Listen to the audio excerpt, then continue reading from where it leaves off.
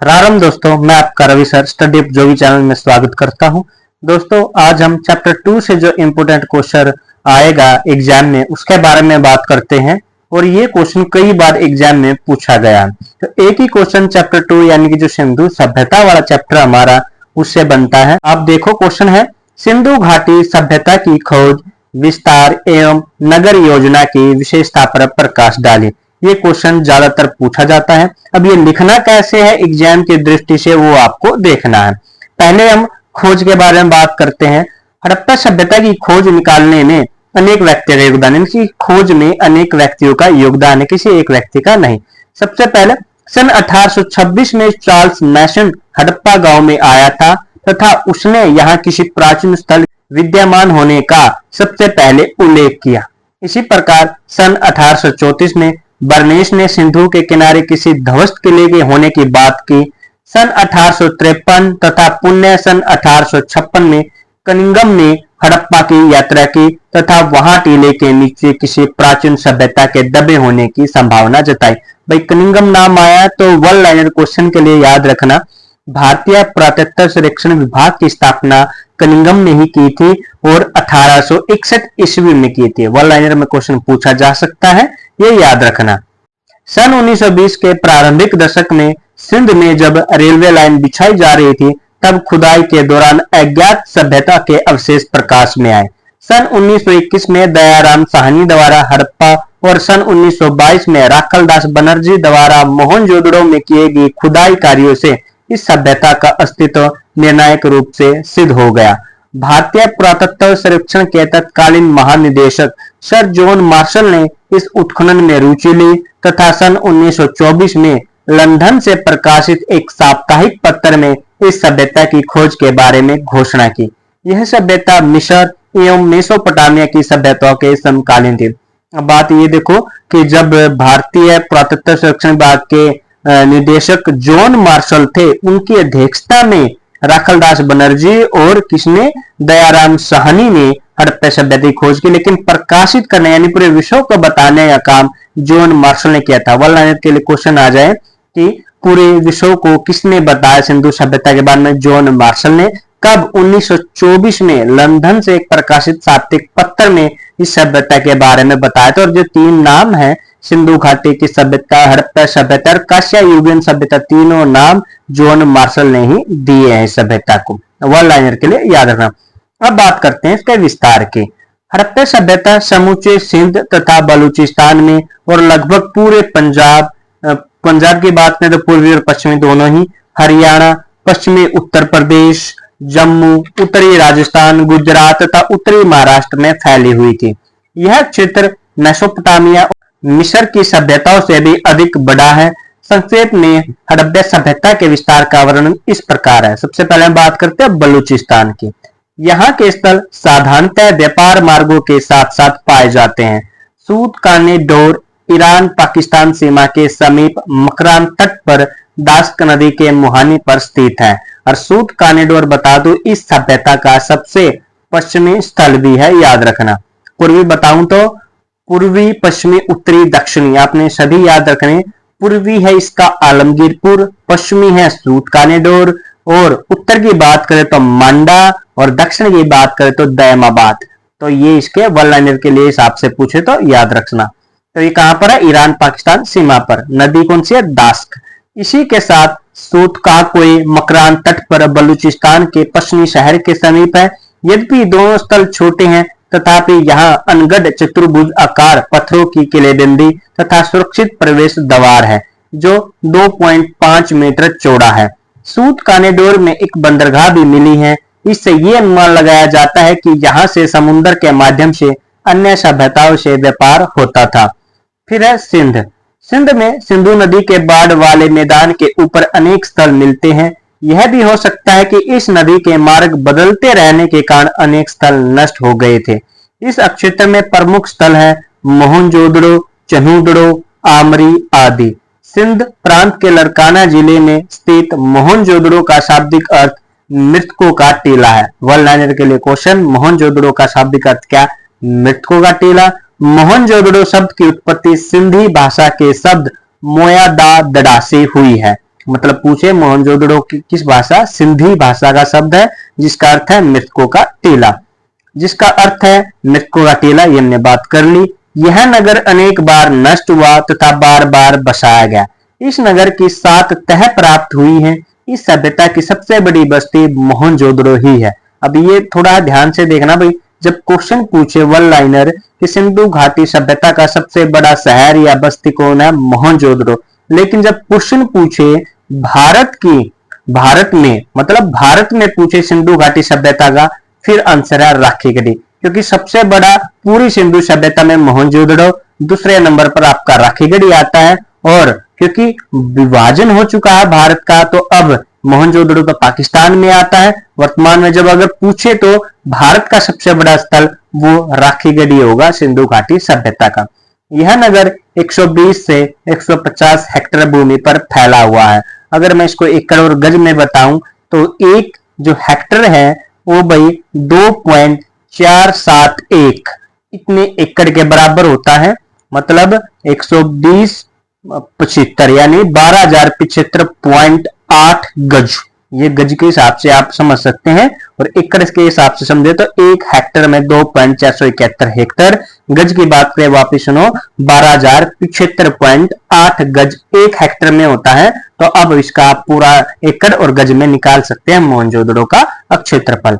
यहाँ 300 घर और 70 कुएं के अलावा नगर योजना, बड़ी बड़ी इमारतें, स्नानागार, अनानागार, मुद्रा, मोहरे तथा दैनिक प्रयोग का सामान प्रकाश में आए।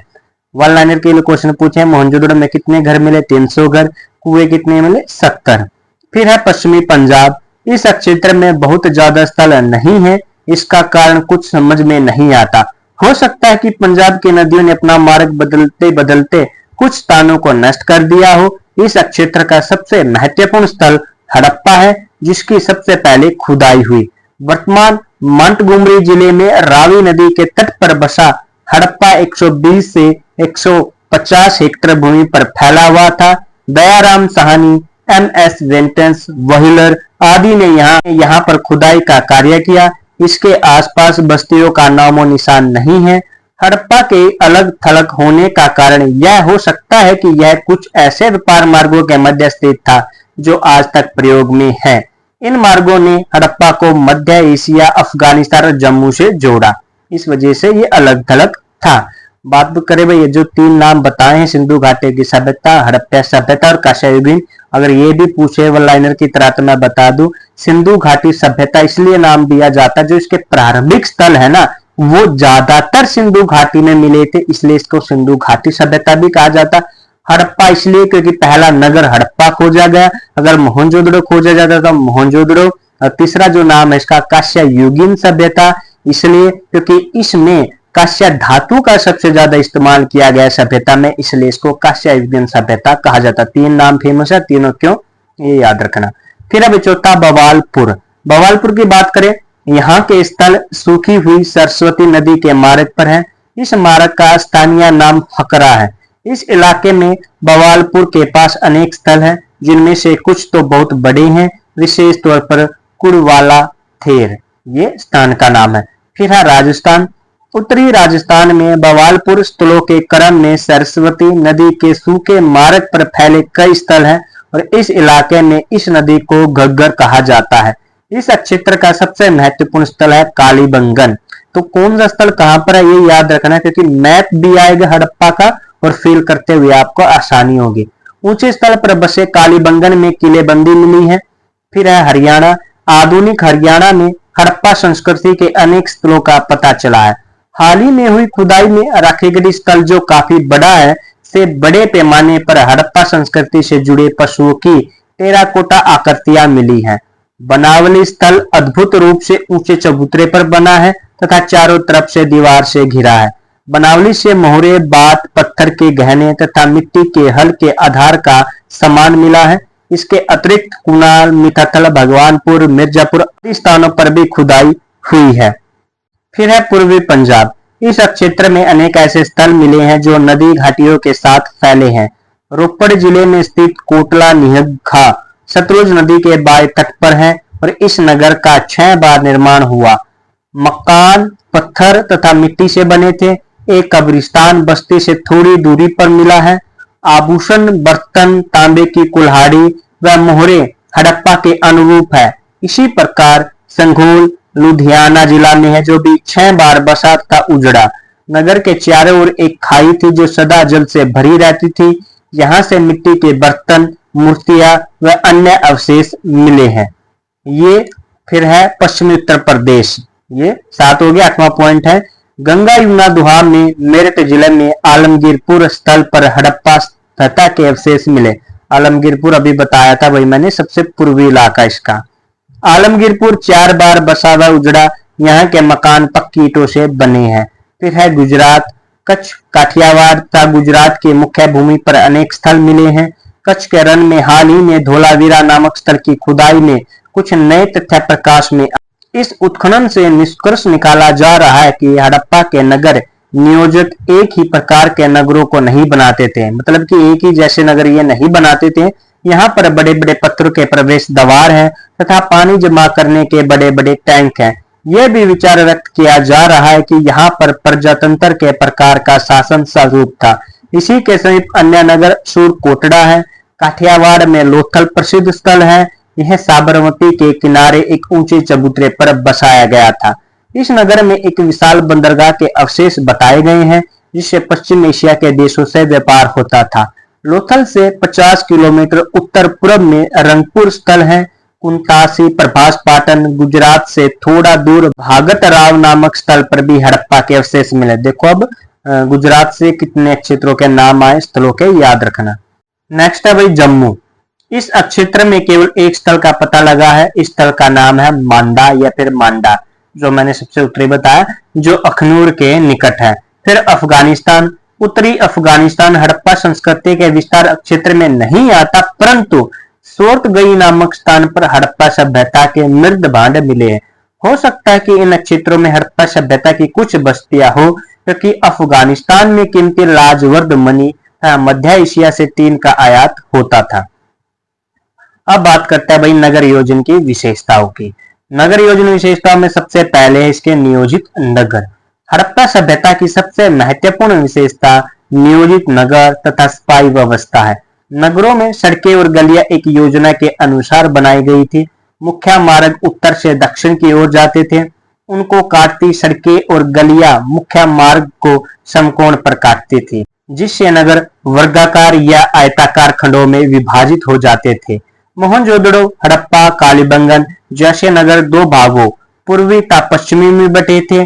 पूर्वी भाग में ईंटों से बनाए ऊंचे चबूतरे पर स्थित बस्ती के चारों ओर प्रकोटा यानी कि किला या फिर मजबूत दीवार कहें आप, वो उसको प्रकोटा कहा गया, चारों ओर होता था, जिसे नगर दुर्ग कहा जाता है। इसके पश्चिम की ओर के आवासीय क्षेत्र को निचला नगर कहा जाता है। नगर दुर्ग का क्षेत्रफल निचले नगर से कम था। मोहनजोदड़ो के नगर दुर्ग में पक्की ईंटों से बने अनेक बड़े भवन पाए गए हैं, जैसे विशाल स्नानागार, प्रार्थना भवन, सभा भवन एवं अनानागार। हड़प्पा में नगर दुर्ग के उत्तर में कारीगरों के मकान, अनेक चबूतरे और एक अनानागार था। कालीबंगन की नगर योजना में दुर्ग अक्षेत्र तथा निचले नगर दोनों के लिए प्रकोटा, जो कि मोटी दीवार बताया मैंने, था। धोलावीरा, जहां हाल ही में खुदाई हुई, का नगर 3 मुख्य भागों में, तो एक ऐसा नगर जो 3 भागों में बटा था। इससे शायद पहले हमने देखा 2 में थे। 3 कौन से? नगर दुर्ग, मध्यम नगर और निचला नगर में विभाजित था। 2 भागों नगर दुर्ग और मध्यम नगर के चारों ओर दीवार थी। दीवार में समान दूरी पर बुर्ज और नगर द्वार बने हुए थे। हड़प्पा सभ्यता के नगरों में नगर दुर्ग में पुरोहित एवं शासक रहते थे तथा निचले नगर में व्यापारी, दस्तकार, शिल्पकार एवं अन्य लोग रहते थे। फिर दूसरी विशेषता नगर द्वार। अधिकांश नगरों में विशेषकर नगर दुर्ग के चारों ओर मोटी दीवार होती थी। इस प्रकोटे में स्थान स्थान पर प्रवेश द्वार बने होते थे। धोलावीरा और सूरकोटड़ा में नगर प्रवेश द्वार काफी विशाल एवं सुंदर थे, जबकि अन्य नगरों में प्रवेश द्वार साधारण थे। कुछ नगर द्वारों के निकट, यानी कि कुछ नगरों के द्वारों के निकट कह लो, या कुछ नगर द्वारों के निकट सुरक्षा कर्मियों के कक्ष भी बने हुए थे, जो साधारणतः बहुत छोटे होते थे, यानी कि कह सकते हैं सिक्योरिटी पर्पज के तहत होती थी। सिक्योरिटी, जैसे कि आजकल हम देखते हैं कि कहीं भी अगर एंट्री करें तो गेट पर जो वॉचमैन होता है, इस प्रकार आप कह सकते हैं। हड़प्पा सभ्यता के नगरों के चारों ओर परकोटा तथा नगर द्वारों के निर्माण का उद्देश्य शत्रुओं के आक्रमण से रक्षा, लुटेरों एवं पशु चोरों से सुरक्षा करना तथा बाढ़ों से नगरों की रक्षा करना रहा होगा। तीसरी विशेषता, सड़कें और गलियां। हड़प्पा कालीन नगर पूर्व निर्धारित योजना के अनुसार बनाए जाते थे। सड़कें और गलियां सीधी होती थी और एक दूसरे को समकोण पर काटती थी। सड़कें पूर्व से पश्चिम या उत्तर से दक्षिण दिशा में बिछी हुई थी। इससे नगर कई भागों में बंट जाते थे। मोहनजोदड़ो में मुख्य सड़क 10.5 मीटर चौड़ी थी। इसे प्रथम सड़क कहा गया। इस प्रथम सड़क पर एक 7 पहिए वाले 7 वाहन गुजर सकते थे। अन्य सड़कें 3.6 से 4 मीटर तक चौड़ी थी। गलियां एवं गलियारे 1.2 मीटर यानी कि 4 फुट या इससे अधिक चौड़े थे। यानी कि मेन गली तो हो गया आपकी 10.5 मेन गली या सड़क कह ले, और इसके अलावा जो छोटी गलियारे थे वो 4 फुट या इससे भी अधिक चौड़े होते थे। फिर है नालियों की व्यवस्था। नालियों की व्यवस्था हड़प्पा सभ्यता की अद्वितीय विशेषता थी, जो हमें यानी किसी भी समकालीन सभ्यता के नगरों में प्राप्त नहीं होती है। प्रत्येक घर में छोटी नालियां होती थी, जो घर के पानी को बाहर गली या सड़क के किनारे बनी नाली में पहुंचाती थी। प्रमुख सड़कों एवं गलियों के साथ 1 से 2 फुट गहरी ईंटों तथा पत्थरों से ढकी नालियां होती थी। मुख्य नालियों में कचरा छानने की व्यवस्था भी होती थी। नालियों में ऐसी व्यवस्था करने के लिए बड़े खड्डे होते थे, जो पत्थरों या ईंटों से ढके होते थे, जिन्हें सफाई करने के लिए आसानी से हटाया और वापस रख दिया जाता था। मुख्य नालियां एक बड़े नाले के साथ जुड़ी होती थी, जो सारे गंदे पानी को नदी में बहा देती थी। फिर है ईंटें। हड़प्पा, मोहनजोदड़ो और अन्य प्रमुख नगरों में ईंटों का व्यापक पैमाने पर प्रयोग हुआ है। ये ईंटें कच्ची और पक्की दोनों प्रकार की थी। मोहनजोदड़ो में चबूतरे पर धूप में सुखाई गई ईंटों का प्रयोग किया गया है। हड़प्पा में कच्ची ईंटों की परत पर पक्की ईंटों का इस्तेमाल हुआ है। कालीबंगन में पक्की ईंटों का प्रयोग कुओं, नालियों एवं स्नान घरों को बनाने में किया गया है। इन ईंटों का मुख्य आकार 20:1/2 गुणा 10:1/2 गुणा 3:1/4 होता था, यानी 1:2:4, यानी कि लंबाई गुणा चौड़ाई गुणा ऊंचाई अनुपात ये है। नालियों को ढकने के लिए काफी बड़ी ईंटों का प्रयोग हुआ है। ईंटों का निर्माण बाढ़ के बाद जमा हुई मिट्टी से किया जाता था। इनका निर्माण एक खुले सांचे से किया जाता था। कई जगह ईंटों की भट्टियां पाई गई हैं। ईंटों की दीवारों को मोटी बनाया जाता था। ईंटों को ज्यादातर गारे से जोड़ा जाता। गारे का मतलब सिंपल में गांव वाली लैंग्वेज में बात करूं तो गहरा जो होती है, गहरा पानी डालकर जो मिट्टी में फिर वो गहरा तैयार किया जाता है, वो गारा शुद्ध हिंदी शब्द लिखा हुआ वो होता है। मिट्टी या चूने में भी पानी डालकर जो उसको तैयार करे वो गहरा या गारा। एवं जिप्सम के घोल का प्रयोग भी हुआ है।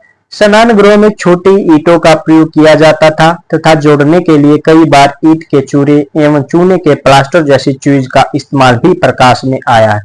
कोनों के लिए एल, ये बड़ा विशेष है भाई, कोनों के लिए एल आकार की ईंटों का प्रयोग भी हुआ है। ये इसलिए थोड़ा मैं ये समझा दूं, एल क्यों, कोनों में वो एल यानी कि एक कर्व की तरह निकाल दी जाती है। जैसे कि आज कोने निकाले जाते हैं, ऐसे कोने नहीं निकलते थे, एल आकार की होती थी, कर्व होती थी। देखो सोच कितनी अच्छी थी, ताकि आने जाने वाले किसी भी पशु या व्यक्ति को वो कोना ना लगे और किसी को नुकसान ना हो। कितनी अच्छी सोच थी। फिर विश्व की समकालीन सभ्यताओं जैसे मेसोपोटामिया में इतने बड़े पैमाने पर ईंटों, विशेषकर पक्की ईंटों का प्रयोग नहीं हुआ है। फिर है भवन। हड़प्पा सभ्यता के नगरों के भवन 3 श्रेणियों में विभाजित किए जा सकते हैं।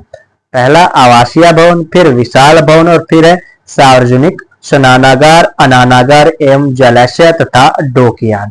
तो पहले बात करते हैं आवासीय भवन की। हड़प्पा तथा मोहनजोदड़ो में नागरिक निचले नगर में भवन समूह में रहते थे। ये मकान योजना के अंतर्गत बनाए जाते थे। प्रत्येक मकान के बीच एक खुला आंगन तथा चारों तरफ छोटे बड़े कमरे होते थे।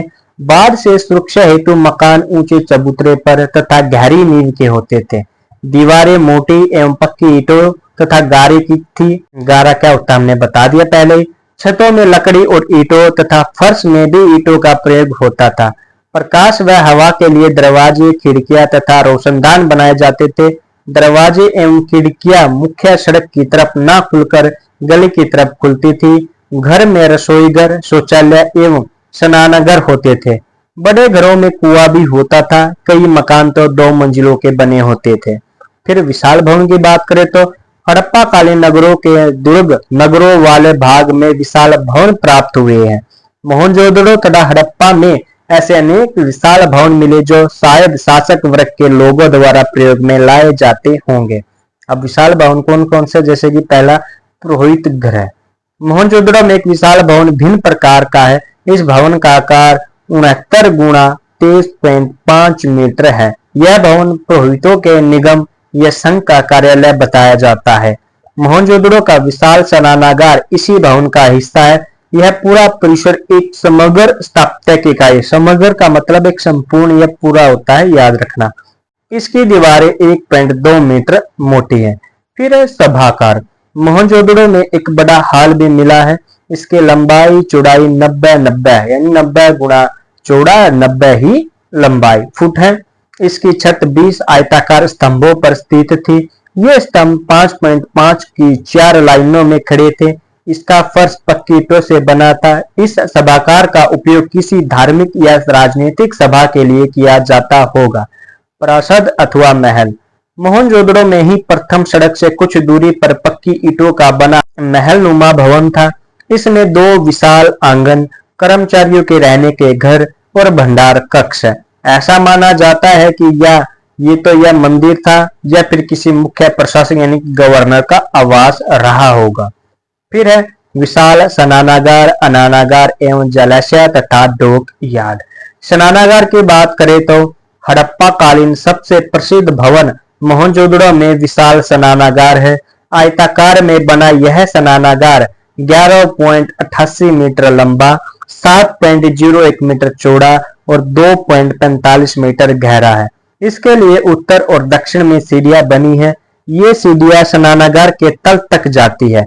यह स्नानागार पक्की ईंटों से बना है। इसे बनाने में चूने तथा तारकोल का प्रयोग किया गया था। इसके साथ ही कुआं तथा जिससे इसमें पानी से भरा जाता था, यानी कुएं से यहाँ पानी भरा जाता था। साफ करने के लिए इसकी पश्चिमी दीवार में तल पर नाली बनी थी। स्नानागार के चारों ओर मंडप एवं कक्ष बने हुए थे। विद्वानों का मानना है कि इस स्नानागार और भवन का प्रयोग धार्मिक समारोह के लिए किया जाता था। फिर अनानागार। हड़प्पा में 50 गुणा 40 मीटर के आकार का एक भवन मिला है, जिसके बीच में 7 मीटर चौड़ा गलियारा था। पुरातत्ववेताओं ने इसे विशाल अनानागार बताया है, जो अनाज, कपास तथा व्यापारिक वस्तुओं के गोदाम के काम आता था। फिर है जलाशय तथा डॉक यार्ड। धोलावीरा में एक विशाल जलाशय के अवशेष मिले हैं। यह जलाशय 80.4 मीटर लंबा, 12 मीटर चौड़ा तथा 7.5 मीटर गहरा था। कच्छ क्षेत्र में पानी की कमी रहती थी, इसलिए ऐसे जलाशय का प्रयोग जल संग्रहण के लिए किया जाता होगा। इसी प्रकार लोथल में अनानागार तथा डॉक यार्ड यानी कि गोदी, डॉक यार्ड का मतलब क्या होता है, गोदी, याद रखना, यानी कि जो समुद्र किनारे बंदरगाह होते हैं जहां जहाज आकर ठहरते हैं, मिला है। पक्की ईंटों से बना यह स्थल 214 मीटर लंबा, 36 मीटर चौड़ा और 4.5 मीटर गहरा है। यह डॉक यार्ड एक जल मार्ग से पास की खाड़ी से जुड़ा है। तो ये था वही क्वेश्चन सिंधु घाटी सभ्यता से, जो चैप्टर से क्वेश्चन आएगा 14 नंबर के लिए। यहाँ से जो वन लाइनर बन सकते थे इस क्वेश्चन से वो मैंने बता दिए, बाकी आप चैप्टर से भी कर लेना। तो ये इंपॉर्टेंट क्वेश्चन केवल एक ही यहाँ से। आशा है वीडियो आपको अच्छी लगी होगी। अगर वीडियो अच्छी लगी है तो प्लीज लाइक, शेयर और कमेंट जरूर करें और साथ ही हमारे चैनल को सब्सक्राइब जरूर करें। धन्यवाद।